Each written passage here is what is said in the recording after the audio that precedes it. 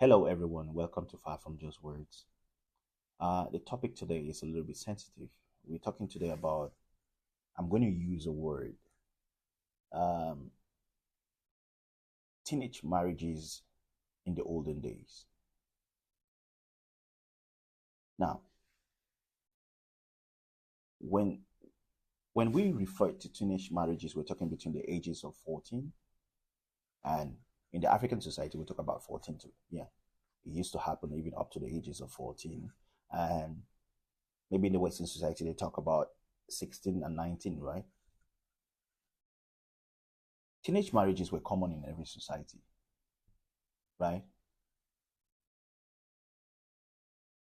And most times when we talk about this topic, it always seemed back in the days that it was the reference was always made to the African continent, like that is where things like this happen, and sometimes they refer to India.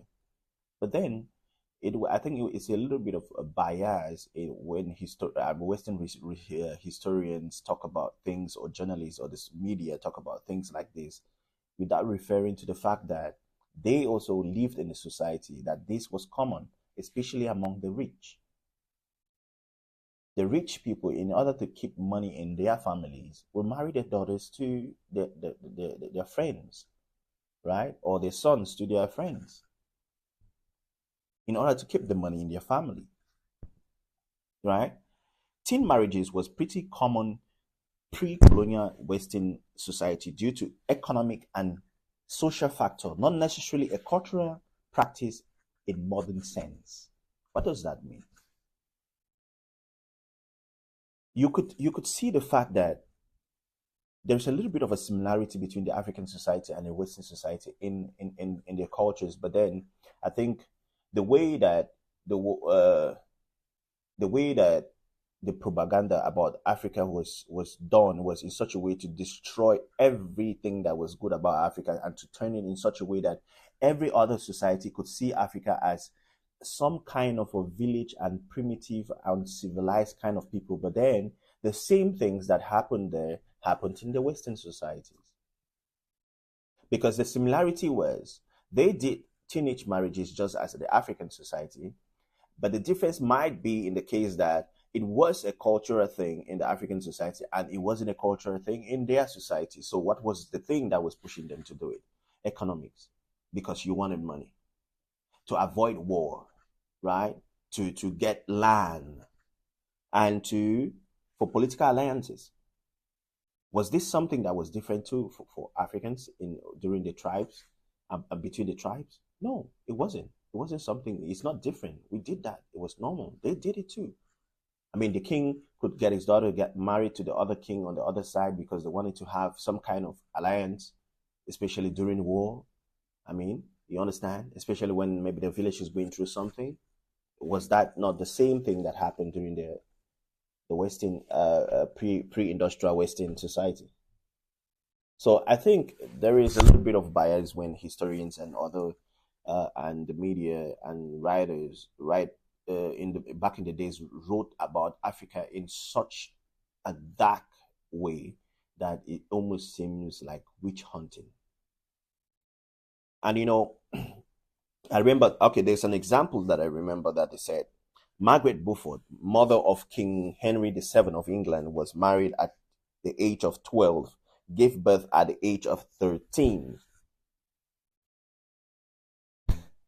And this was even uncommon even to them at that time. So, but this was done 12, at the age of 12. So when people always bring this thing that the African society is the one that does this kind of things, and yeah, I mean, when someone like me meets with some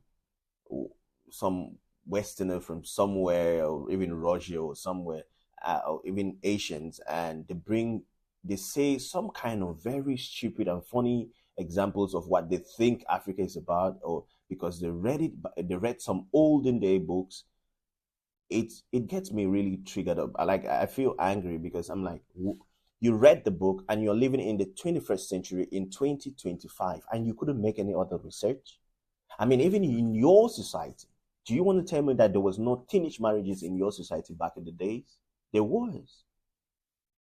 There was, right? Now, the real topic today that as I said in the beginning, it's something that it's a little bit sensitive, is the fact that could we consider some of these marriages and these men, could we consider most of the men in these marriages as pedophiles?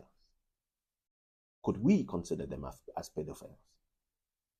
That's a question. That's a question I have today. That was the real topic for today.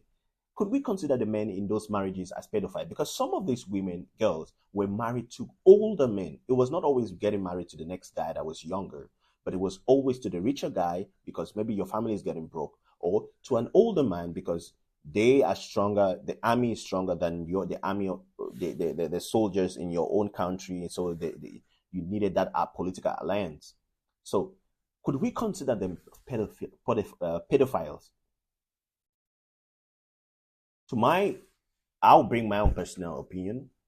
Maybe down below in the comment section, you will tell me something else. I believe we couldn't consider them pedophiles at the time because, and even now in the 21st century, because in their time, that was something that was done because there was a lot of wars here and there, and those things were common practice that could be done. But now we have come to the age where progress, both mentally and educationally, like there are things that we understand better than they did. So we could now say no. Even a child at 21, even a kid at 21 is still a kid, no matter how he feels big about himself. Even I bet you, even 24 and 25 years, they may think they're big. They still somehow they can't be adults, yeah, because people like using words like they're grown women, yeah, but they don't yet understand life. So I always give elders that benefit of the doubt, even when I try to feel like I know a lot about something, right? But now, could we consider them pedophiles? As I said, no. Now, let me bring you a fact about that. You know, the common law was influenced, the American law was influenced by the common law. And the American law, they set the age of consent for marriage at 12, and for girls at 12 for girls and 14 for boys, right? This was the legal minimum, not average, right? So now that was colonial America and an early United States, right? That was the colonial America and the early United States. So the consent for marriage for girls was 12 and for boys was 14. So which means this was not this practice was not something only for the girls. It also happened to boys. So you couldn't say that